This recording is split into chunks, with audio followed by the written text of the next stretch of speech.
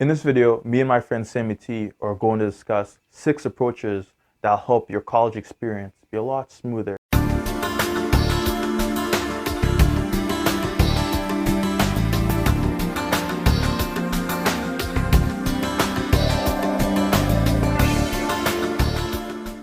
The first thing we have in mind is to make a schedule, because once you come to college, there's so many things that are happening, whether that's studying, going to classes, working, sports. And if you don't have a schedule, you're just going to get lost in all that chaos, and maybe you might miss a class here and then, maybe miss practice, because it's just too much. Your mind is not made to hold on to all the information that's going to be coming in. Yeah, having a schedule, it does helps you to stay organized. My first year college, I met a friend down in South Carolina who encouraged me to just spend 30 minutes to put pretty much most of the important things that I was going to be doing in a week or in a semester during the entire semester to just put it down. And the habit of having things written down helped me to stay organized and helped me to manage my time. And I think I should encourage you to do the same thing. Me, I'm using Google Calendars.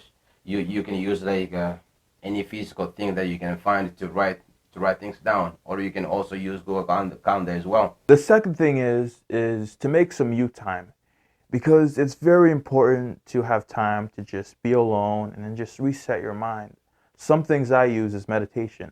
Every night before I go to bed, I'll meditate for 45 minutes, and that just helps to reset my mind, and it also prepares me for the next day.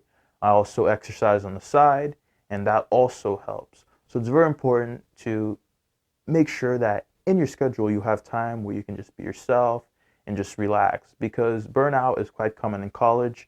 But if you have those hobbies on the sides, those things you're interested in, it'll just really just help keep you energized. Yeah, personal time are very important in helping you to refresh yourself, to refresh your mind. Me personally, I love dancing. I love music. That's me, and that's what makes me me. And the moment when I'm dancing, I feel like the world is all mine to explore, and you can either find whatever makes you to capitalize on it. So you to take advantage of what makes you weirdo. Like, don't be ashamed of what you're good at. You just have to have that personal time that can allow you to actually reflect on what is happening around you. The third thing we have in mind is to utilize your school resources, because the colleges oftentimes they have all these things, but students just don't know about it, and no one told them. So just go out there and just look for what they have. At PSU, for example, they have the writing center where you can go to get your paper revised. They also have funds available for students that are struggling financially. Whatever college you're at, I'm sure they have similar resources as well. Mhm. I also encourage you to ask questions.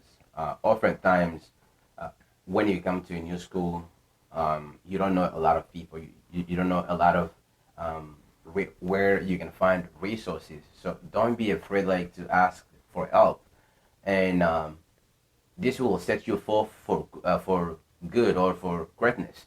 Because when you're asking questions, you're learning more about whatever resources the school provides you. So go forth and get it. Very true. And the fourth thing is to put your ego aside, because once you come to college, whatever happened in high school, that just does not matter anymore. And if you're constantly bringing those stories up, people are just going to get annoyed, because you're in college. It's a whole new different level. And it's good to just try and be yourself and just be open to talk to others. Yeah, it's good to bring your own swagness to a group or to an organization or to a club. But at the moment you start bragging all the time, just bragging about yourself, is the moment you start like losing people around you. But don't confuse bringing your own swagness and being um, and humble. It is good to be humble in a group, because when you're humble, you like actually inspiring people, other people to be humble as well, to be just like you. So just be yourself. You feel me? Very true. Oftentimes, too, I feel like people want to push themselves out of their comfort zone, but they see everyone doing the same thing, so they don't want to stand out. Yeah, But when there's others that are standing out, pushing themselves, it just really lets people know, okay, we can do it too. that's what's up. The fifth thing we have in mind is to be open, because when you come to college, especially for freshmen, everyone's nervous, it's a whole new experience. There's a lot happening.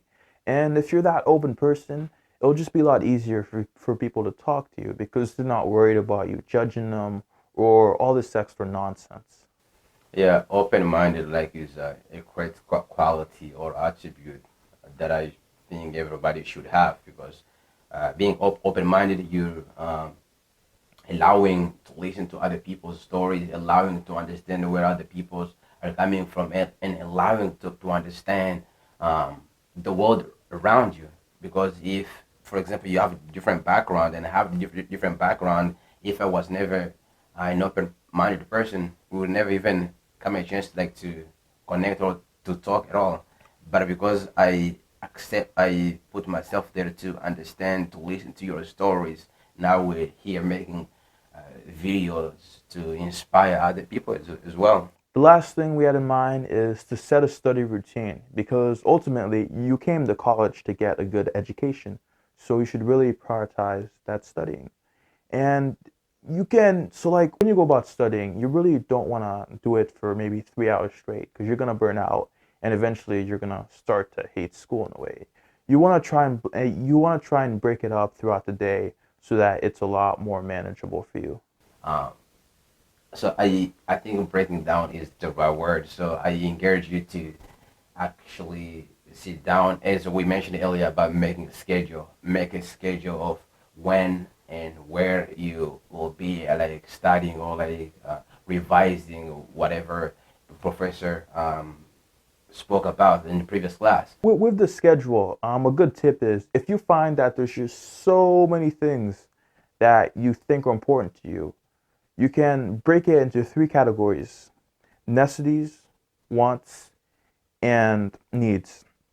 Once you put it all in those categories, it'll be a lot easier for you to start to make that schedule for yourself.